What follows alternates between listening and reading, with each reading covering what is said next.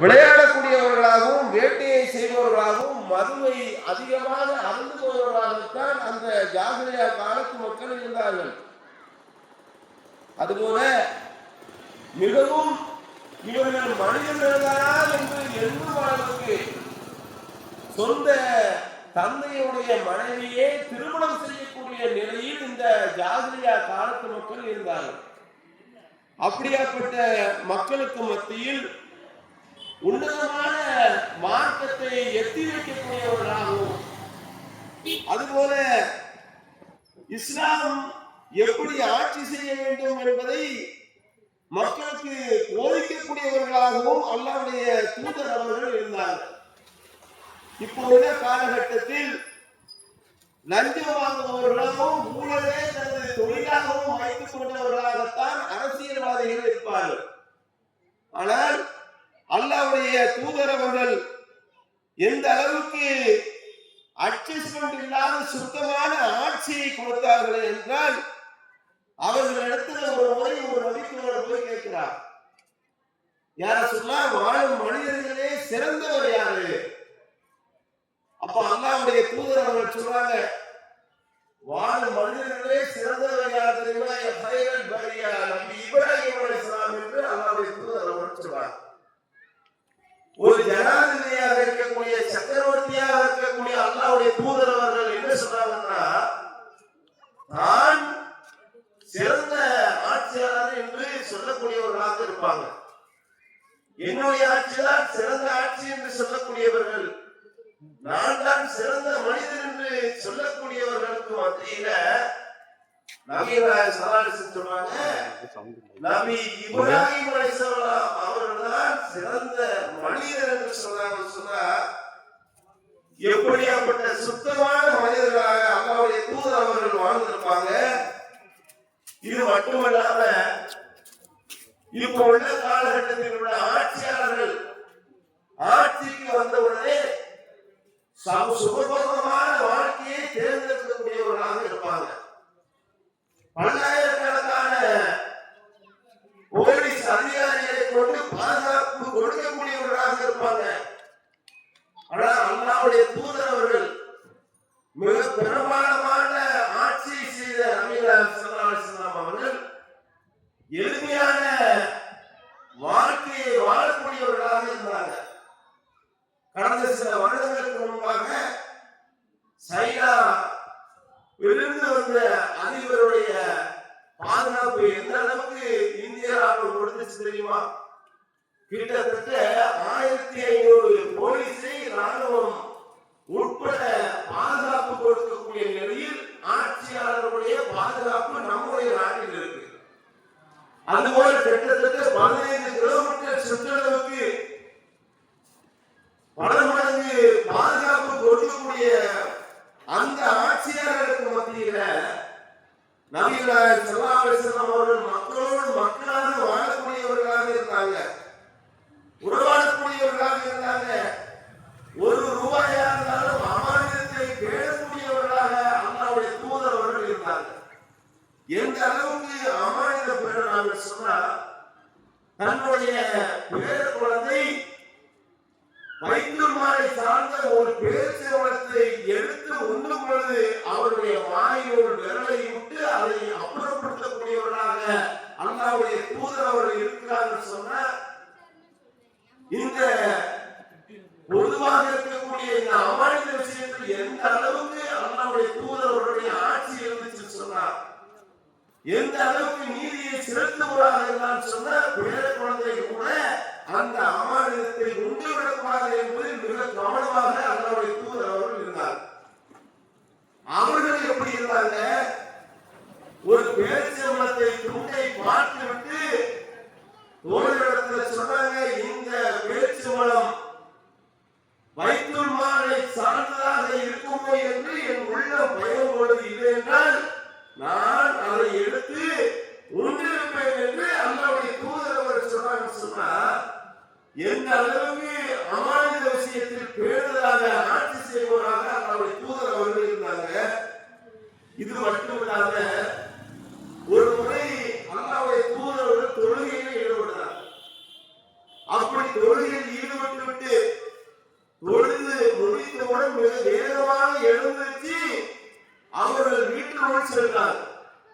வேகமாக போயிட்டு வந்த நபிகள் ஸல்லல்லாஹு அலைஹி வஸல்லம் அவரிடத்துல ஒரு நபியோட கேட்கிறார், யார் சொன்னா இவ்வளவு வேகமாக எழுந்திருச்சு போறீங்க, என்ன வேணும் கேட்கும்போது அல்லாஹ்வுடைய தூதர் அவர் சொல்றாங்க, அமானித பொருள் என்னிடத்தில் இருந்துச்சு, அதை ஒப்படைப்பதற்காக நான் வேகமாக எழுந்திருச்சு சென்றேன் என்று அல்லாஹ்வுடைய தூதர் அவர் சொன்னா, எந்த அளவுக்கு அமானித விஷயத்துல அல்லாஹ்வுடைய தூதர் அவர்கள் இருந்திருப்பாங்க.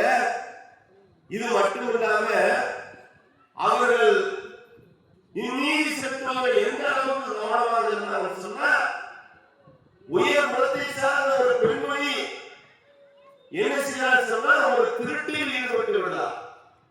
அப்படி திருட்டில் ஈடுபட்ட அந்த உயர் குலத்து பெண்ணின் அவர்களுடைய அந்த குடும்பத்தாரெல்லாம் வந்து சொல்றாங்க, நம்முடைய குடும்பத்தில் உள்ள குலப்பெருமையெல்லாம் உயர்ந்த வகுப்பை சார்ந்த நமக்கு பேர் இழிவாக போயுமே சொல்லி அல்லாஹ்வுடைய தூதரிடத்துல வந்து சிபாரிசு செய்வதற்காக ஒரு நபியோட போய் கேட்கிறார்.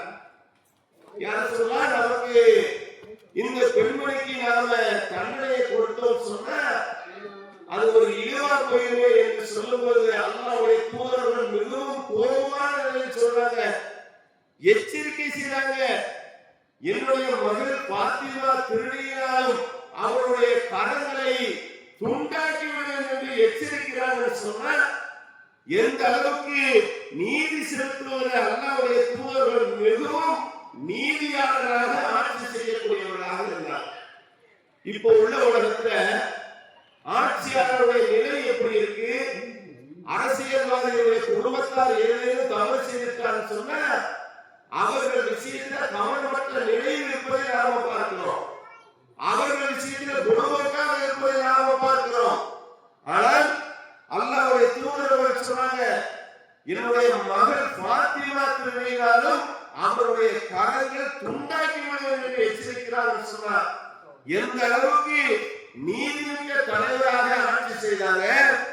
இது மட்டும் இல்லைங்க, உலகத்தில் உள்ள ஆட்சியாளர்கள் பார்த்தோம் சொன்னா அவர்கள் உண்பதாக இருந்தாலும் தங்குவதாக இருந்தாலும் பிரம்மாண்டமான ஒரு விடுதிகளை போய் தங்குவாங்க, மாளிகைகளை போய் தங்குவாங்க. ஆனால் அல்லாஹ்வுடைய தூதர்கள் மிக எளிமையான மிக சிறிய குறுகிய ஒரு அறையினுள் தன்னுடைய வாழ்க்கையை கழிக்கக்கூடியவர்களாகத்தான் மிக பிரமாண்டமான ஆட்சி செய்த நபிகள் ஸல்லல்லாஹு அலைஹி வஸல்லம் இருந்தார். அது மட்டும் இல்லாம அவர்கள் உண்ணக்கூடிய உணவுகள் பல வகையான உணவுகளை ஆட்சியாளர்கள் உண்பார்கள்.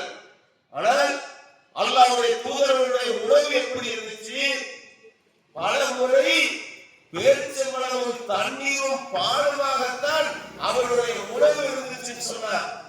எந்த அளவுக்கு எளிமையான மனிதராக சிறந்த ஆட்சியாளராக அல்லாஹ்வுடைய தூதர் அவர்கள் விளங்கினாங்க.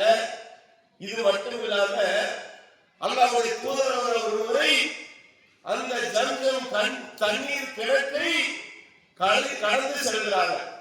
போற வழியில தண்ணீருடைய தாகத்தின் காரணமாக அந்த தண்ணீரை பருக வேண்டும் என்று தண்ணீருக்காக போய் நிற்கிறாங்க.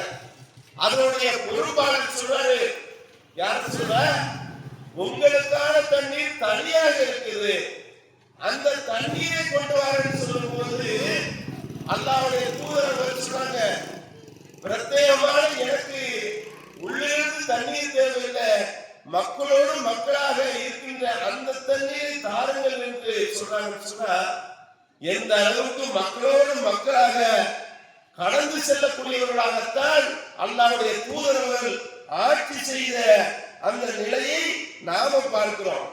இது மட்டும் இல்லாம நபிகள் நாயகம் ஸல்லல்லாஹு அலைஹி வஸல்லம் அவர்கள் காலகட்டத்தில் இறுதி கட்டத்தில் வெறும் செல்வ செழிப்போடு வாழ்ந்த நபிகள் நாயகம் ஸல்லல்லாஹு அலைஹி வஸல்லம் ஆட்சியாளராக இருக்கும்போது, ஆன்மீக தலைவராக மாறிய பிறகு குடும்ப தலைவராக இருக்கும் பொழுது கூட மிக கவனமாக தன்னுடைய வாழ்க்கையை கழிக்கக்கூடியவர்களாக இருந்தார்கள்.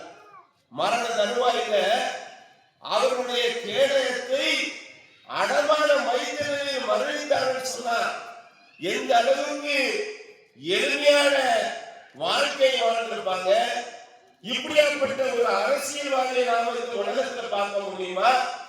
அரசியலுக்கு வரும்பொழுது சில ஆயிரங்கள் சொத்துக்களை கொண்ட அந்த அரசியல்வாதி மரணிக்கும் போது பார்த்தோம் சொன்னா பல மில்லியனுக்கு அதிபதியாகத்தான் அந்த ஆட்சியாளர் மரணிப்பார். அப்படி உள்ள காலகட்டத்தை நபிகள் நாயகம் ஸல்லல்லாஹு அலைஹி வஸல்லம் அவருடைய ஆடைகளுக்கு தெரியுமா, அவருடைய 2 ஆடைகள் தான் அவருடைய ஆடைகளாக இருந்ததுன்னு சொல்லி அவருடைய மனைவி ஆயிஷா ரலியல்லாஹு அன்ஹா சொல்றாங்கன்னு சொன்னா, எந்த அளவுக்கு எளிமையான வாழ்க்கை. இது மட்டும் இல்லாம சிறந்த ஆட்சியாளர் இந்த நபிகள் நாயகம் ஸல்லல்லாஹு அலைஹி வஸல்லம் அவர்களை பார்ப்பதற்காக ஜனாதிபதியை சந்திப்பதற்காக உமர் ரலியல்லாஹு அவர்கள் தன்னுடைய அனுமதியை பெற்றுவிட்டு நபிகள் நாயகத்தை சந்திக்க போனாங்க. அப்படி சந்திக்க செல்லும் பொழுது அல்லாஹ்வுடைய தூதர் அவர்கள் கயத்து கட்டிலில் படுத்தவர்களாக இருக்கிறாங்க. அவர்களுடைய முதுகெல்லாம் தடம் பதியப்பட்ட நிலையிலே அந்த நபி தோழர் கண் கலங்கியவாறு சொல்றாங்க. யாரு சொன்னா, பக்கத்து நாட்டு மன்னர்கள் எல்லாம் சுகமான வாழ்க்கை வாழ்றாங்க. இந்த நிலை என்று சொல்லும்போது அல்லாஹ்வுடைய தூதர்கள் சொல்றாங்க, அவர்களுக்கெல்லாம் இந்த உலகம்தான் என்று வாழக்கூடியவர்கள், நமக்கானதோ மறுமை என்று ஒரு சக்கரவர்த்தி ஜனாதிபதி சொல்றாங்க. சொன்ன எப்படியாப்பட்ட சிறந்த ஆட்சியை செய்யக்கூடியவர்களாக அல்லாஹ்வுடைய தூதரவர்கள் இருந்திருப்பாங்க. அல்லாஹ்வுடைய தூதருடைய மனைவி சொல்றாங்க, சில மாதங்கள் கூட எங்களுடைய வீட்டில் அடுப்பறியாத காலகட்டம் கூட இருந்துச்சுன்னு சொல்றாங்க. இப்படியாப்பட்ட ஆட்சியாளர்களை நாம பார்க்க முடியுமா?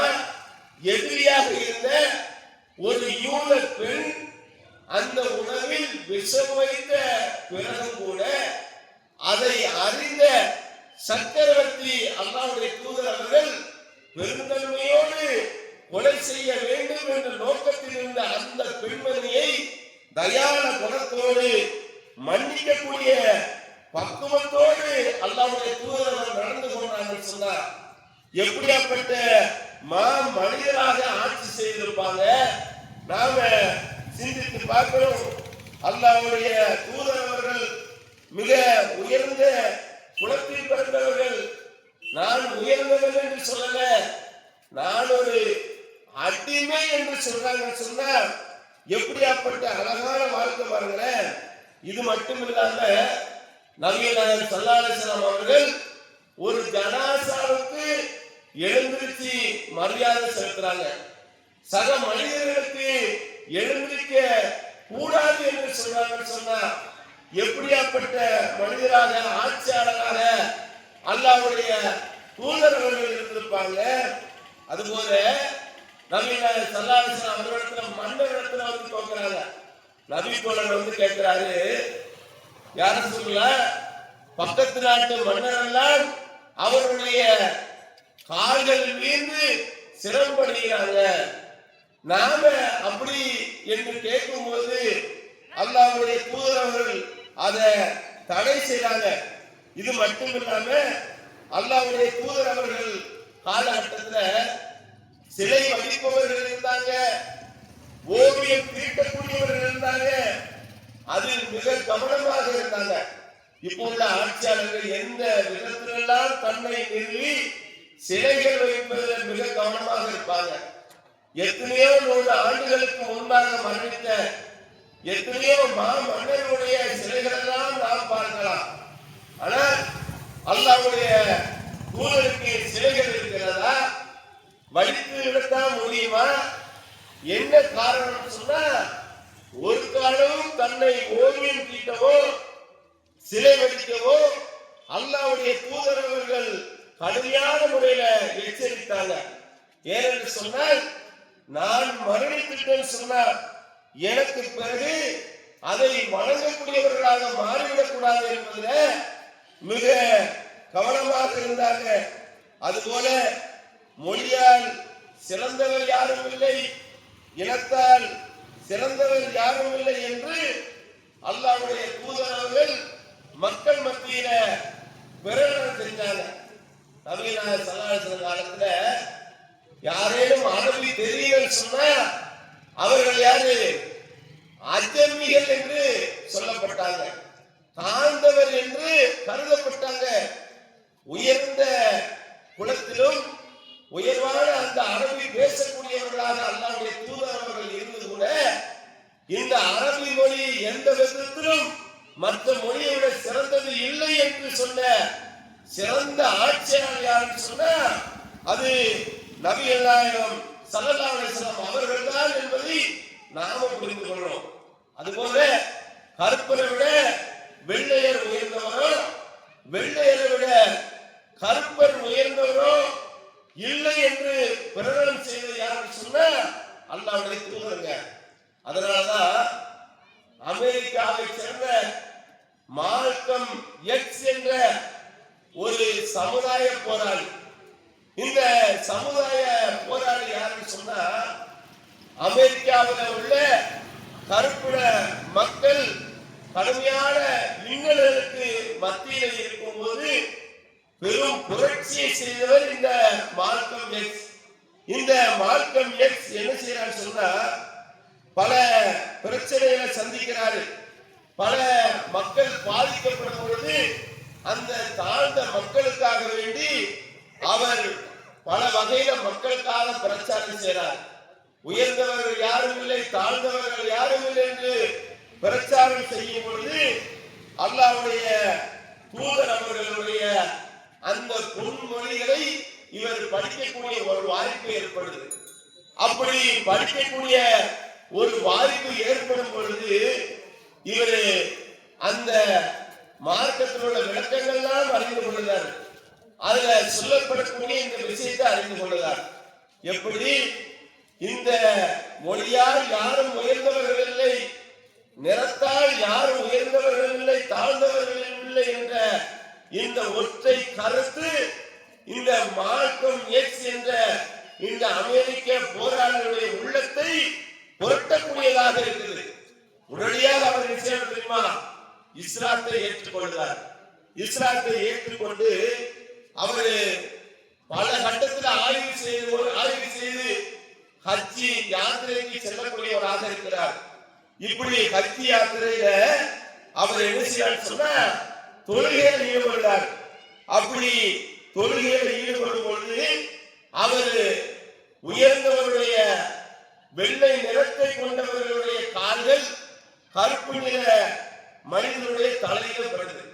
அதுபோல கருப்பு நிறத்தினுடைய கால்கள் வெள்ளை நிறத்தானுடைய தலையில படுது.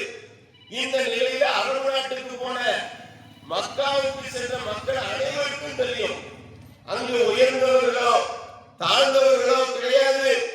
அதுபோல நிறத்தால் வேறுபாடு கிடையாது, முதலாளி தொழிலாளி என்ற பாகுபாடு கிடையாது.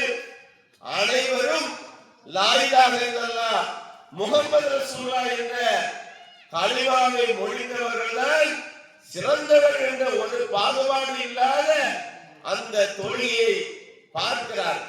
பார்த்த இந்த மால்கம் எக்ஸ் கண்ணீர் விட்டு தன்னுடைய பதிவுகளை எழுதுகிறார். உலகத்திலே ஒரு சிறந்த மார்க்கம் இருக்கும் சொன்ன அது இந்த இஸ்லாமிய மார்க்கம் தான் என்று சொல்லி இஸ்லாத்தை ஏற்று பல ஆண்டு காலம் இஸ்லாத்தை மக்கள் மத்தியில் பிரச்சாரம் செய்யக்கூடிய ஒரு பிரச்சார வீரணியாக சொன்ன அதுக்கு காரணம் அப்பழுக்கற்ற ஆட்சியை செய்த அல்லாஹ்வுடைய தூதருடைய ஆட்சி முறைதான் என்பதை நாம புரிந்து கொள்ளணும். நம்ம அதிகமான மக்கள் என்ன நினைக்கிறது தெரியுமா? நாங்கள இஸ்லாத்தை ஏற்றவங்களாச்ச, பல நூறு வருஷத்துக்கு முன்னாடியே இஸ்லாத்தை ஏற்றுக்கிட்டோமே, இஸ்லாத்தின் அடிப்படையிலே குடும்பத்தில் பிறந்தவராச்சேன்னு சொல்லி நம்ம எத்தனையோ பேர் நினைச்சோம் பாகுபாடு காட்டக்கூடியவர்களாக இருக்கிறோம். நீ உயர்ந்தவர் தாழ்ந்தவர் என்று பாகுபாடு காட்டக்கூடிய இந்த நிலையை அல்லாஹ்வுடைய தூதரவர்கள் ஒழித்தார்கள். நாம என்ன நினைக்கிறோம், புதுசா ஒரு மனிதர் இஸ்லாத்தை ஏற்றுட்டான்னு சொன்னா நாம் அவர் ஒரு மாதிரி பார்க்கிறோம். ஒரு காலமும் அப்படி பார்க்க கூடாது. அவர் நம்முடைய சகோதரனாக ஏற்றுக்கொள்ளணும், குடும்பத்தில் ஒருவனாக ஏற்று நடக்கக்கூடியவராக இருக்கணும். என்று சொன்னா நபிகள் ஸல்லல்லாஹு அலைஹி வஸல்லம் அவர்களுடைய காலத்துல எதிரிகள் ஒருவராக இருந்த எதிரியாகவே இருந்து எத்தனையோ மக்கள் பிறகு இஸ்லாத்தை ஏற்றுக்கொண்டவராக இருந்தார். இஸ்லாத்தை ஏற்ற பிறகு நபிகள் ஸல்லல்லாஹு அலைஹி வஸல்லம் எப்படியெல்லாம் வாழ்ந்தார்களோ அப்படி வாழக்கூடியவர்களாக இருந்தாங்க. எப்படியெல்லாம் நடந்து கொண்டார்களோ அப்படி நடக்கக்கூடியவர்களாகத்தான் அந்த நபிகளுடைய வாழ்க்கை வரலாறுகளை பார்க்கிறோம். நபிகள் ஸல்லல்லாஹு அலைஹி வஸல்லம் எந்த அளவுக்கு தானத்தையும் தர்மத்தையும் செய்யக்கூடியவர்களாக இருந்தாங்க, எப்படிப்பட்ட மன்னராக இருந்தாங்க, எதிரியை கூட மன்னிக்கக்கூடிய பக்குவத்தை மக்களுக்கு சொல்லி காட்டியவர்களாக வாழ்ந்தாங்க. நாம அப்படி மன்னிக்கக்கூடிய பக்குவத்தை பெற்றவர்களாக நாம இருக்கிறோமா? நாம சிந்தித்து பார்க்கணும். என்னன்னு சொன்னா, தன்னை கொலை செய்ய வேண்டும் என்று நோக்கத்தோடு அரபுலக எதிரிகளில் ஒருவராக இருந்த அமர் பின் ஆஸ் ரலியல்லாஹு அவருடைய வாழ்க்கையில சில விஷயங்கள் எந்த அளவுக்கு அவருடைய உள்ளத்தை புரட்டக்கூடியதாக இந்த வாழ்க்கை இருந்துச்சு. நபிகளுடைய எதிரியாக இருந்தவர் நபி தோழர்களுடைய அந்த தோழர்களை கொலை செய்ய வேண்டும் என்று பக்கத்து நாட்டு மன்னர் வரையிலும் சென்று அந்த மன்னர் இடத்துல போய் முறையிட்டாங்க. யாரு? இந்த அமர் பின் ஆஸ் ரலியல்லாஹு அவர்கள், ஜாபிர் ரலியல்லாஹு அவர்கள் என்ன செய்றாங்கன்னு சொன்னா, மக்காவுடைய எதிரிகள் எங்களை வாழ விட மாட்டாங்க என்று நபிநாயகர் வரும்போது அல்லாஹ்வுடைய தூதர்கள் போங்க, நீங்க அபிசீனியா போங்க, அங்க போய் வாழ்ந்து கொள்ளுங்கன்னு சொல்லி நபிநாயகர் சொன்ன பிறகு போறாங்க. அப்படி மக்காவிலிருந்து போன மக்கள் நிம்மதியாக இருக்கக்கூடாது என்ற நோக்கத்தில் கருவறுக்க வேண்டும் என்று எதிரிகளாக இருந்த அமர் பின் ஆஸ் ரலியல்லாஹு என்ன செய்றாங்க தெரியுமா?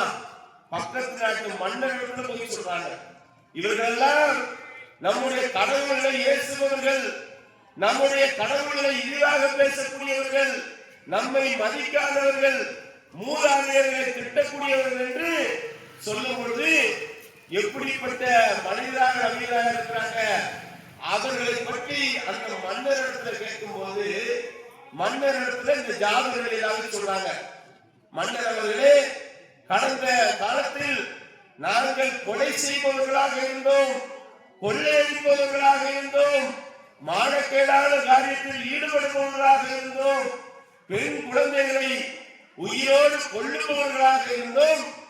இப்படிப்பட்ட எங்களுக்கு நேர்வழியை சொன்னவர்கள், நன்னடத்தையை போதித்தவர்கள் எங்களுடைய தூதரவர்கள் என்று சொல்றாங்க. அப்படிப்பட்ட அந்த மன்னர் மூலமாக இஸ்லாத்தை ஏற்றுக்கொள்றாங்க. யாரு? இந்த அமர் பின் ஆஸ் ரலியல்லாஹு அவர்கள். அப்படி ஏற்றுக்கொண்ட நேரத்தில் நேர நபிகளாயிரம் வந்து கூச்சத்தோடு சொல்றாங்க, இஸ்லாத்தை ஏற்றுக்கொள்ள போகிறேன், என்னுடைய பாவங்களை இறைவன் மன்னிப்பானா என்று அந்த அமர் பின் ஆஸ் ரலியல்லாஹு சொல்றாங்க.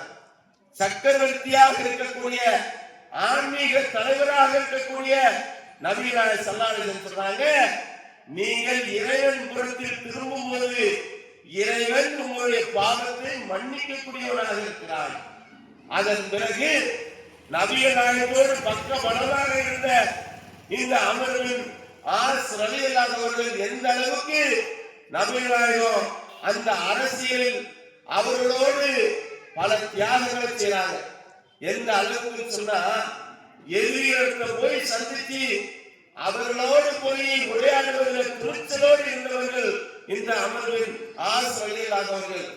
நபிகள் நாயகத்தோடு இந்த நெருக்கத்தின் காரணமாக அன்னை ஆயிஷா ரலியல்லாஹு அன்ஹா சொன்னாங்க, நீங்கள் மார்க்க விஷயத்தை அறிந்து கொள்ளுங்கள் சொன்னா இந்த அமர் பின் ஆஸ் ரலியல்லாஹு அவர்களிடத்தில் போய் அறிந்து கொள்ளுங்கள் சொல்ற அளவுக்கு எதிரியாக இருந்த குறைஷி தலைவர்களில் ஒருவராக இருந்த மக்கத்து காபிர்களில் தலைவரில் ஒருவராக இருந்த அமர் பின் ஆஸ் ரலியல்லாஹு எந்த அளவுக்கு உள்ளம் புரண்டு மாறுவாங்கன்னு சொன்ன சிறந்த ஒரு ஆட்சியாளராக அல்லாஹ்வுடைய தூதர்கள் இருந்ததன் காரணமாக தான் அப்படி மாறியவர்கள் நபிகள் நாயகம் ஸல்லல்லாஹு அலைஹி வஸல்லம் அவர்களுடைய மரணத்திற்கு பிறகு அந்த இறுதி கட்டத்தில் என்ன சொல்றாங்க தெரியுமா?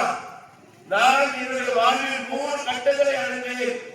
அப்படியாப்பட்ட 3 கட்டத்தில் அல்லாஹ்வுடைய தூதரோடு சக்கரவர்த்திக்கு எதிரியாக இருந்தேன். நபிநாயகத்துக்கு மிகப்பெரிய எதிரிகளில் ஒருவராக இருந்தேன்.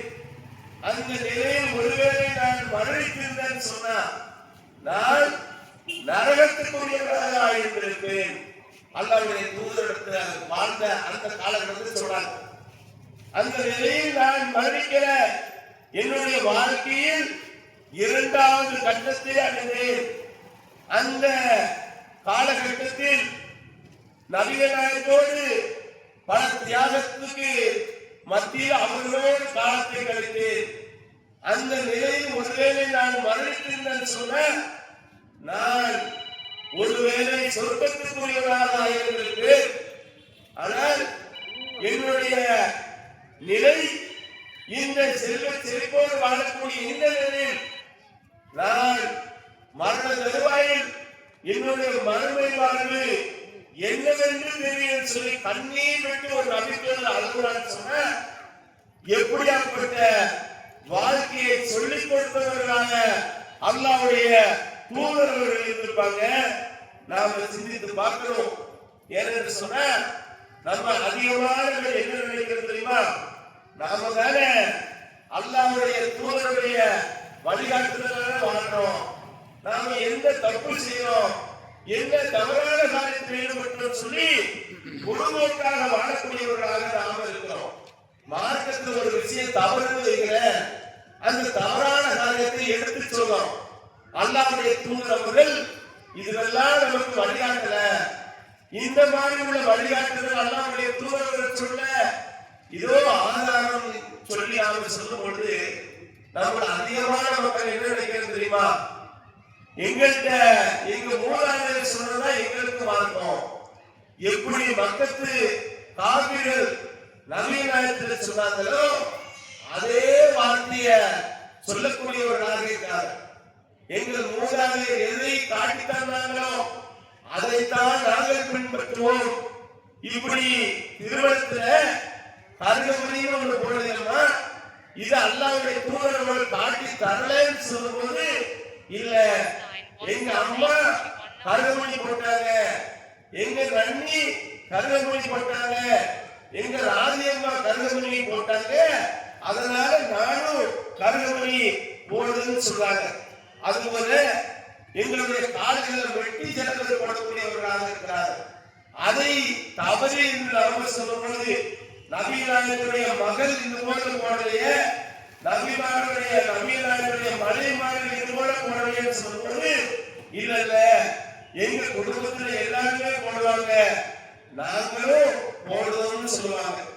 இது போல திருமணத்தின் போது இல்லாத புதுமையான காரியத்தை செய்ய வாழ மரத்தை கெட்டுதீங்க, இது நபிநாயகர் காட்டித்தராத முறையாச்சேன்னு சொல்லும் போது இல்ல இல்ல பாரம்பரியமாக நாங்க கெட்டிக்கிட்டு வர்றதால நாங்க கெட்டுனோம்னு சொல்றாங்க. அப்போ இந்த பாத்தியாவாக இருந்தாலும் சரி, இந்த மௌலுதுவாக இருந்தாலும் சரி, இதை கேட்கும் பொழுது வாழையாக நாங்கள் செய்து வந்த காரியத்தால நாங்கள் செய்யறோம்னு நம்மள சில சொல்றோம். ஒரு காலமும் நாங்கள் இப்படி சொல்லக்கூடாது. ஏன்னு சொன்ன அல்லாஹ் ரப்பல் ஆலமீன் திருமறை குர்ஆன்ல சொல்றார், யார் அல்லாஹ்வுடைய வசனத்தை கூறி உங்களை நேர்வழி காமிக்கிறாங்களோ, நேர்வழியின் பக்கம் அழைக்கிறாங்களோ, நீங்கள் புறக்கணித்தீர்களானால் அத்தகைய பாவிகளை அல்லாஹ் பழிவாங்கியே தருவான். எப்படிப்பட்ட வார்த்தை பாருங்க. நபிகள் ஸல்லல்லாஹு அலைஹி வஸல்லம் எந்த வழிகாட்டுதல சொன்னாங்களோ ஒவ்வொரு முறையும் சொன்னாங்க, ஒவ்வொரு முறையும் சொன்னாங்க. இந்த அஸ்தகல் ஹதீஸ் கிதாபுல்லா வார்த்தையில் சிறந்தது அல்லாஹ்வுடைய வார்த்தை, வழிகாட்டுதலில் சிறந்தது அல்லாஹ்வுடைய தூதருடைய வழிகாட்டுதல் சொன்னாங்களே. அப்ப நாம சிந்தித்து பார்க்கணும். இப்படி சொன்னதற்கு மாற்றமாக இந்த மார்க்கத்தின் பேரால் செய்கிற புதுமையான வழிகள் அனைத்தும் நம்ம நரகத்தில் சேர்த்திருவேன். இப்படி புதுமைகளை மார்க்க விஷயத்துல நாம சொல்லும்போது நம்மள சில பேர் என்ன நினைக்கிறோம், எங்களுடைய வழிமுறை வழிபடியா செய்யணும்னு சொல்லி மார்க்கத்தில் உள்ள விஷயத்தை சொல்லும்போது புறக்கணிக்காமல் அதை பின்பற்றக்கூடியவர்களாக இருக்கணும். அப்படி புறக்கணித்தோம் சொன்னா அல்லாஹ் எச்சரிக்கை செய்றானே, நான் பழிவாங்கியே தீர்வேன். அந்த மறுமையில அல்லாஹ்வுடைய பிடி என்பது மிக கடுமையான பிடி என்பதை புரிந்து கொண்டு உலகத்தில் வாழும் பொழுது எந்த விதமான புதுமையான இணை வைப்பான காரியத்திலோ புதுமையான வழியேடான காரியத்திலோ ஈடுபட்டு மரணிக்கான இறை அச்சத்தோடு வாழ்ந்து மரணிக்கக்கூடிய பாக்கியத்தை அல்லாஹ் ரப்பல் ஆலமீன் தந்தர வேண்டும் என்று பிரார்த்தித்தவனாக இந்த முறையை நிறைவு செய்கிறேன். வாகிதாவானா அல்ஹம்துலில்லாஹி ரப்பில் ஆலமீன். அஸ்ஸலாமு அலைக்கும் வரஹ்மத்துல்லாஹி வபரகாத்துஹு.